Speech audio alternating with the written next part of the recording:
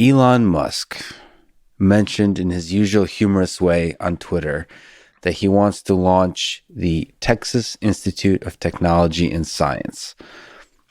TITS. Some people thought this was sexist because of the acronym TITS. So first of all, I understand their viewpoint, but I also think there needs to be a place for humor on the internet, even from CEOs. So on this podcast, I've gotten a chance to talk to quite a few CEOs. And what I love to see is authenticity. And humor is often a sign of authenticity. The quirkiness that you mentioned is such a beautiful characteristic of professors and faculty in great universities. Is also beautiful to see as CEOs, especially founding CEOs. So anyway, the deeper point he was making is showing an excitement for the university as a place for big ideas in science, technology, engineering. So to me, if there's some kind of way, if there is a serious thought that he had behind this tweet, not to analyze Elon Musk's Twitter like it's Shakespeare, but if there's a serious thought, I would love to see him supporting the flourishing of Austin as a place for science, technology, for these kinds of intellectual developments that we're talking about. Like make a place for free inquiry, civil disagreements, coupled with great education and conversations about artificial intelligence, about technology, about engineering. So I'm actually gonna. I hope there's a serious idea behind that tweet, and I'm gonna chat with him about it. I do too. Most of the biggest storms in teacups of my academic career have been caused by bad jokes that I've made. These days, if you want to make bad jokes, being a billionaire is a great idea. I'm not here to defend Elon's Twitter style or sense of humor.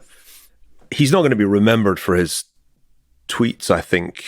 He's going to be remembered for the astonishing companies that he's built and his contributions in a whole range of fields, from SpaceX to Tesla and solar energy. And I very much hope that we can interest Elon in this project. We need not only Elon, but a whole range of his peers, because this takes resources. Universities are not cheap things to run, especially if, as I hope, we can make as much of the tuition covered by scholarships and bursaries. We want to attract the best intellectual talent to this institution.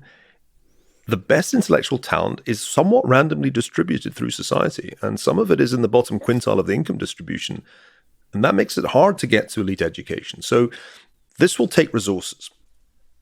The last generation of super wealthy plutocrats, the generation of the Gilded Age of the late 19th century, did a pretty good job of founding universities. Now, Chicago wouldn't exist but for the money of that era. And so my message to not only to Elon, but to all of the peers, all of those people who made their billions out of technology over the last couple of decades is, this is your time. I mean, and this is your opportunity to create something new. I can't really understand why the wealthy of our time are content to hand their money.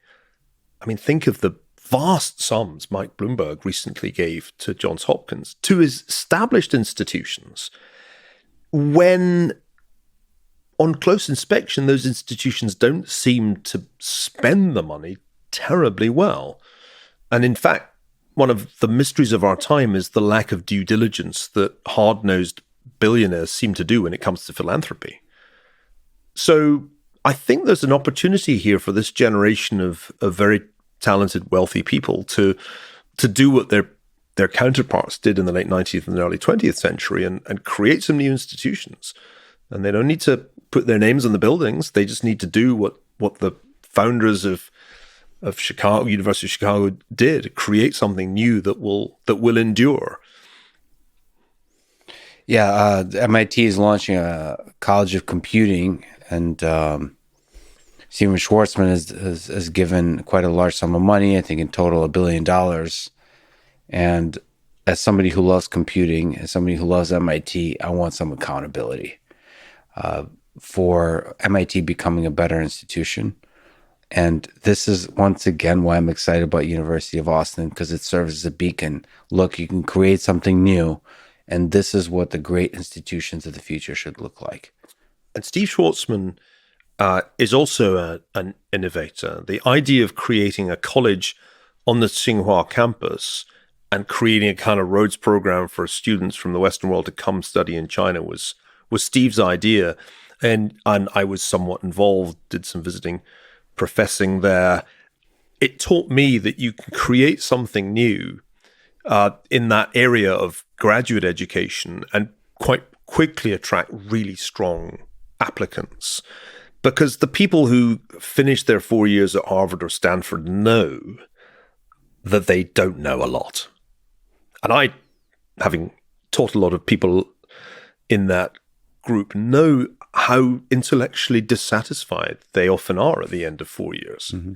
I mean, they may have beautifully gamed the system to graduate summa or magna cum laude, but they kind of know they'll confess it after a drink or two. They know that they gamed the system and that intellectually it wasn't the fulfilling experience they wanted. And they also know that an MBA from a comparable institution would not be a massive intellectual step forward. So I think what we want to say is, here's something really novel, exciting, that will be intellectually very challenging. I do think the University of Austin has to be difficult. Yeah. I'd like it to feel a little bit like surviving Navy SEAL training to come through this program, because it will be intellectually demanding. And that, I think, should be a magnet. So, yes. Yeah, Steve, if you're listening, please join Elon in supporting this. And Peter Thiel, if you're listening, I know how skeptical you are about the idea of creating a new university, because heaven knows, Peter and I have been discussing this idea for years, and he's always said, well, no, we thought about this and it just isn't going to work. But I really think we've got a responsibility to do this. Well, Steve's been on this podcast before. We've spoken a few times, so I'll send this to him. I hope he does actually get behind it as well. So I'm super excited by the ideas that we've been talking about, that this effort represents, and what ripple effect it has on the rest of society. So thank you. That was time beautifully spent. And I'm really grateful for the fortune of getting a chance to talk to you at this moment in history, because I've been a big fan of your work. And the reason I wanted to talk to you today is about all the excellent books you've written about various aspects of history, through money, war, power, pandemics, all of that. But I'm glad that we got a chance to talk about this, which is not looking at history, it's looking at the future. It's a beautiful little fortuitous moment. I appreciate you talking about it.